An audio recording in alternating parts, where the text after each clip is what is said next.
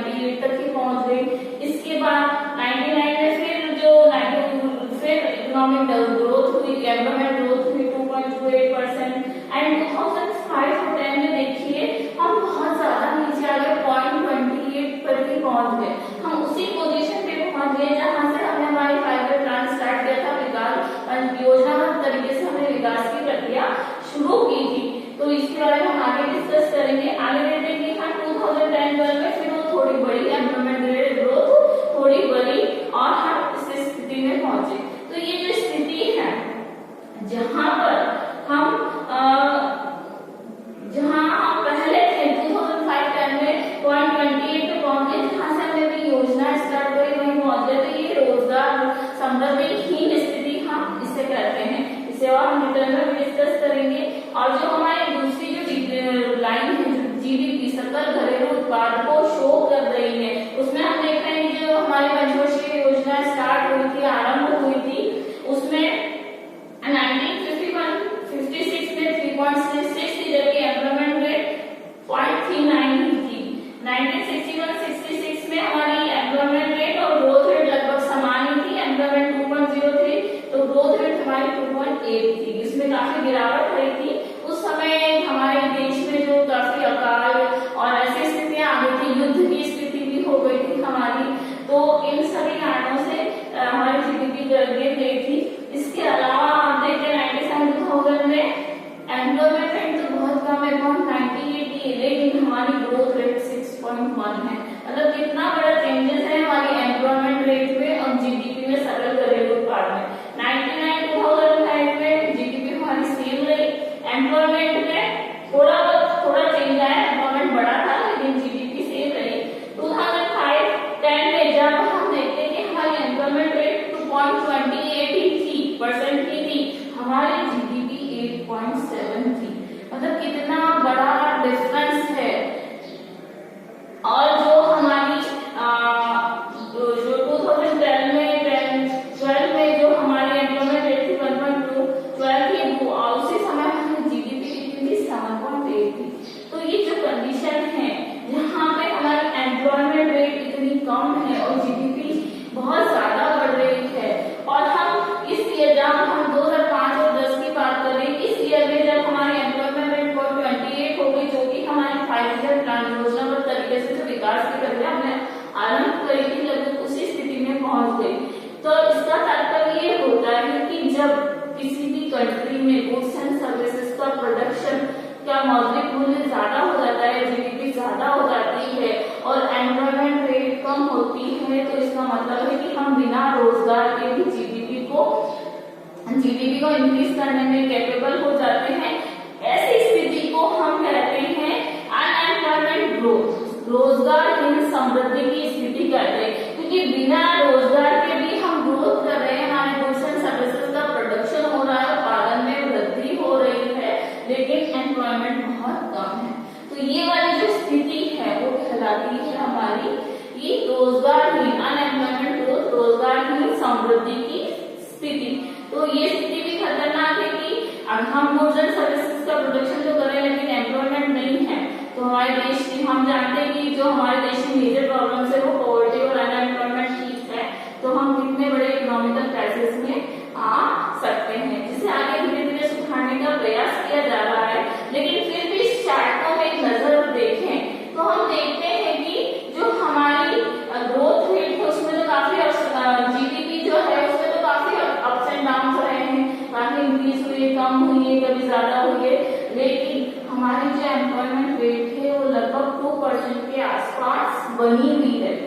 तो ये बहुत बड़ा डिफरेंस है कि हम ग्रोथ तो कर रहे हैं, हमारी जीडीपी तो बढ़ रही है, सकल राष्ट्रीय उत्पाद तो बढ़ रहा है, लेकिन हम रोजगार जनरेट करने में सक्षम नहीं हो रहे हैं। जिसके लिए गवर्नमेंट बहुत सारी योजनाएं बनाती भी है, बना भी रही है, पर हमें भी इस दिशा में आगे प्रयास करने होंगे। इसके अलावा हम देखते हैं कि हमारे देश में जो रोजगार का सृजन हो रहा है, जो रोजगार एम्प्लॉयमेंट को जनरेट जो हम कर रहे हैं किस प्रकार से हो रहा है, तो हम देखते हैं कि जो विभिन्न जो इंडस्ट्रीज है उसमें जो रोजगार में लोगों को जो रोजगार मिला हुआ है उनका प्रसार किस तरीके से हो रहा है। तो हमारे जो इंडस्ट्रीज हम जानते हैं कि primary sector, secondary sector and service sector, प्राथमिक क्षेत्र, द्वितीय क्षेत्र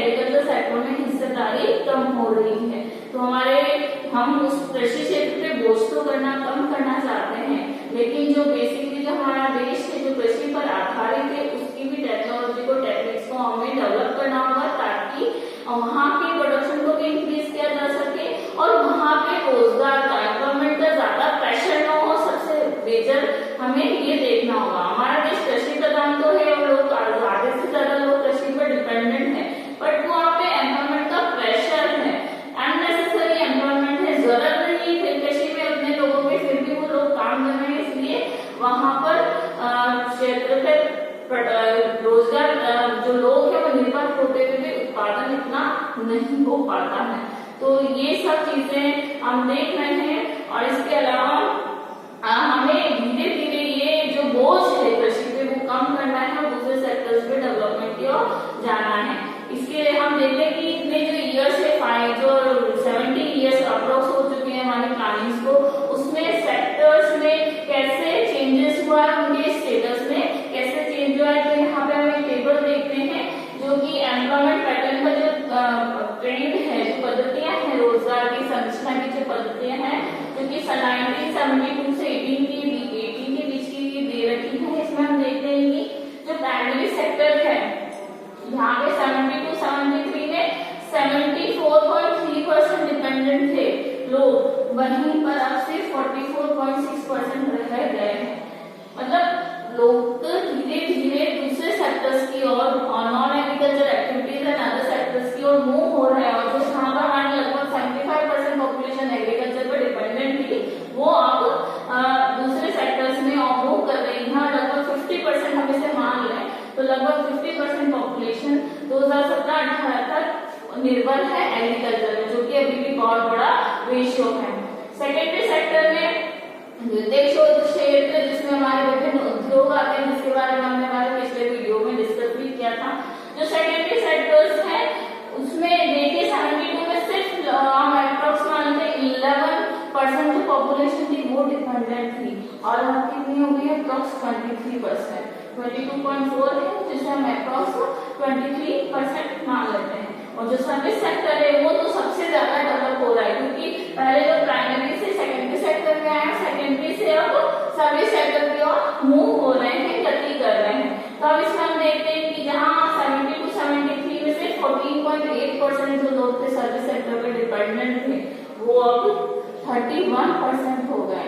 तो एग्रीकल्चर से दूसरे सेक्टर्स में लोग मूव कर रहे हैं, तो इन सेक्टर्स का डेवलपमेंट करना भी बहुत जरूरी हो गया है। इसके अलावा हम इसके स्टेटस के हिसाब से देखते हैं, स्थिति के हिसाब से देखते हैं कि जो सेल्फ एम्प्लॉयड जो थे, स्वनियोजित जो सेल्फ एम्प्लॉयमेंट है, 72-73 में 61.4% थे, वही 17-18 में 52 हो गया।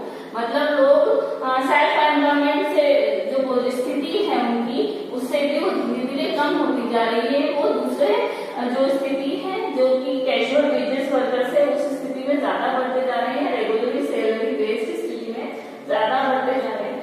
जो रेगुलर सैलरी बेस्ड जो नियमित वेतनभोगी जो कर्मचारी होते हैं, जहाँ 72-73 में 15.4% थे, वो 17-18 में 22.8% हो गया।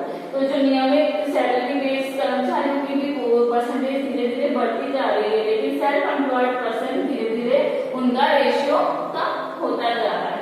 और जो हमारे कैजुअल वेजेस वर्कर्स है, जो अनियमित जो जिन्हें रोजगार मिला पाता है, अनियमित मजदूरी पे जो कार्य करते हैं, वो उनमें जहाँ 72-73 में 23% थे वो अब 25% हो गए। मतलब ये कि स्वनियोजित रोजगार से हटकर जो है हमारे देश की जो जनता है या लोग हैं, जो वो रेगुलर वेजेस, सैलरी बेस्ड और कैजुअल वेजेस वर्कर की स्थिति में ज्यादा मूव कर रहे हैं, और प्राइमरी सेक्टर की सेक्टर से industrial sector and other service sector की ओर ज्यादा मूव कर रहे हैं। तो इसके आधार पर हम कह सकते हैं कि जो स्वरोजगार और नियमित वेतन से अनियमित श्रम रोजगार की जो जाने की प्रक्रिया है, मतलब सेल्फ एम्प्लॉयमेंट से रेगुलर सैलरी बेस से कैजुअल वेजेस वर्कर की ओर जो जाने की जो पोजीशन होती है, जो प्रोसेस होता है, उसे हम जो श्रम बल का अनियमितीकरण इरेगुलरिटी कहते हैं। अब हम देखेंगे भारतीय श्रम बल का अनौपचारिकरण, informalization of Indian work place, कि हम अभी पहले भी पढ़ चुके हैं कि जो हमारा जो लेबर फोर्स है वो कैजुअल वेजेस की तरफ ज्यादा बढ़ रही है।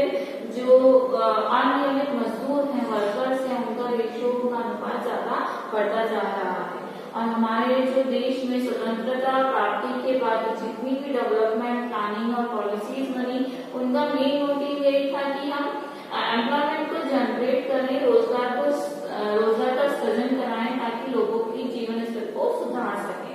और जो 1991 में इंडस्ट्रियलाइजेशन की जो पॉलिसीज आई थी, जिसके बारे में हम पहले पढ़ चुके हैं कि औद्योगिकरण की जो नीतियां आई थी, उसका भी मेन मोटिव यही था कि एग्रीकल्चर से बर्डन को कम करके, कृषि से बोझ को कम करके नॉन एग्रीकल्चर एक्टिविटीज और उद्योगों और अदर सेक्टर्स की तरफ बढ़ाना है। वो कम तो हुआ है, लेकिन अभी भी 50%, 50% जो हमारी पॉपुलेशन है वो एग्रीकल्चर पर डिपेंडेंट है, ज्यादातर उसी पर डिपेंडेंट है।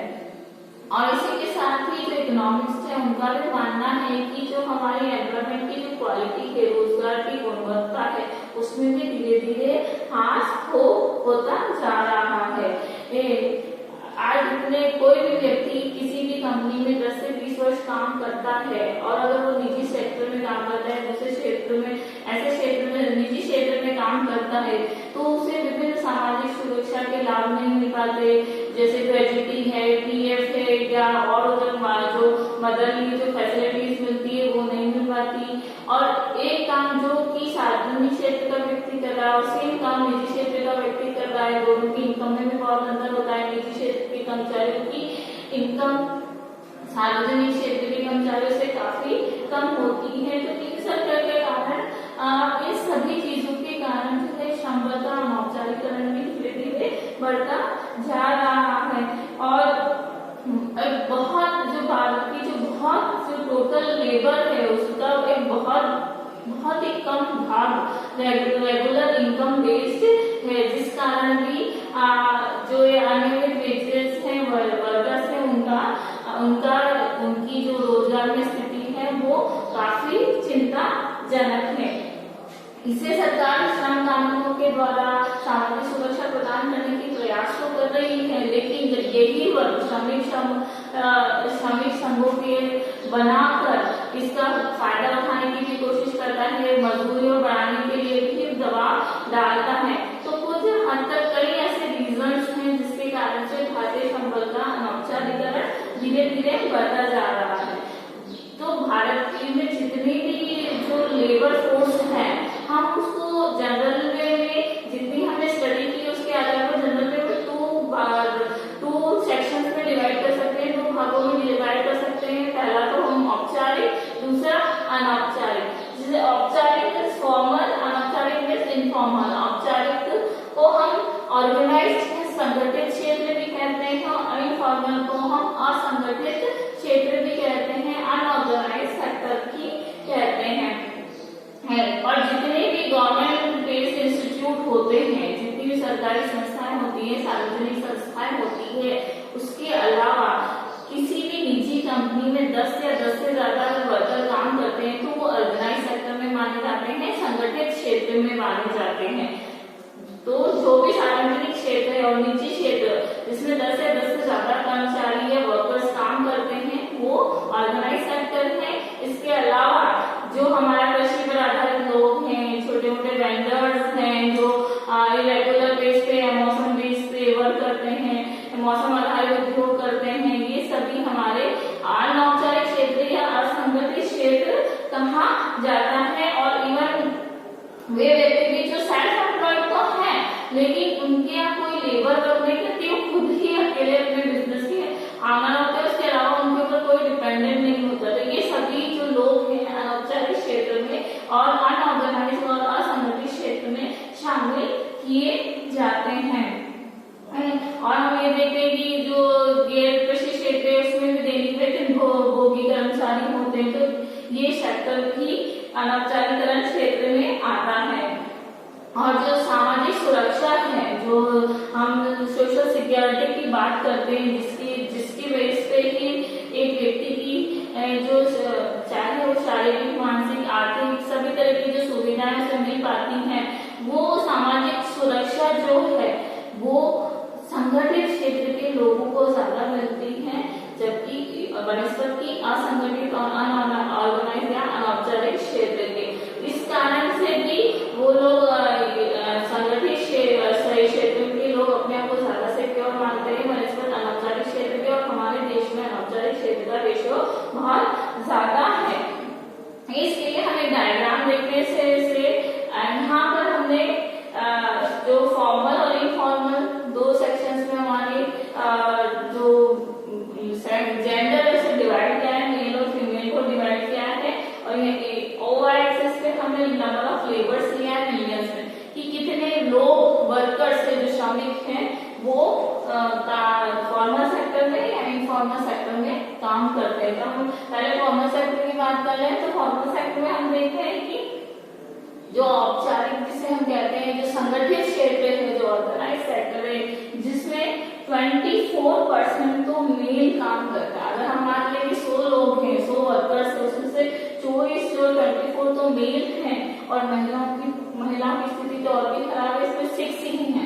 इस 100 में से सिर्फ 6 महिला ही ऑर्गेनाइज या फॉर्मल सेक्टर में काम करती है। तो हम देख रहे हैं कि चाहे मेल हो फीमेल हो, ऑर्गेनाइज सेक्टर में कितना कम रेशियो है, कितने कम लोग काम करते हैं।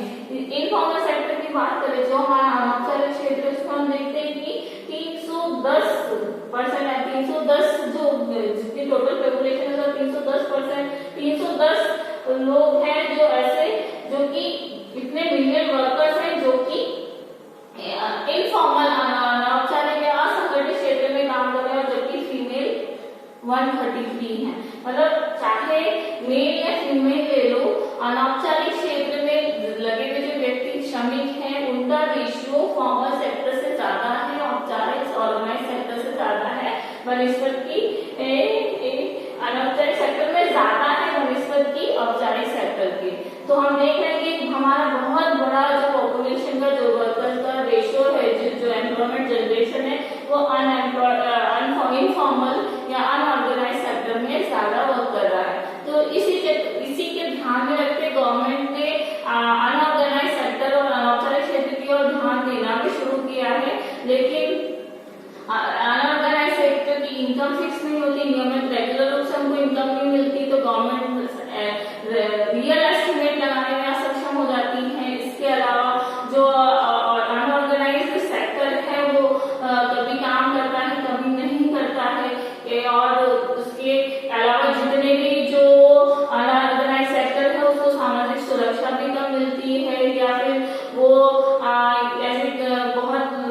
ऐसे प्लेसेस पे रहते हैं जहाँ पे हेल्थ फैसिलिटीज नहीं है, स्वास्थ्य सुविधाएं अच्छे से नहीं मिल पाती, ऐसी गंदी बस्तियों में रहते हैं, जिसके कारण भी क्योंकि उनकी इनकम इतनी इरेगुलर होती है कि उन्हें नियमित रूप से इनकम नहीं मिल पाती, तो वो ऐसे स्थानों पर रहने के मजबूर हो जाते हैं। और स्वास्थ्य सेवाएं हमने पहले भी पढ़ा है, स्वास्थ्य सेवाएं अच्छी नहीं तो व्यक्ति कार्य करने में भी अच्छे से सक्षम नहीं होगा।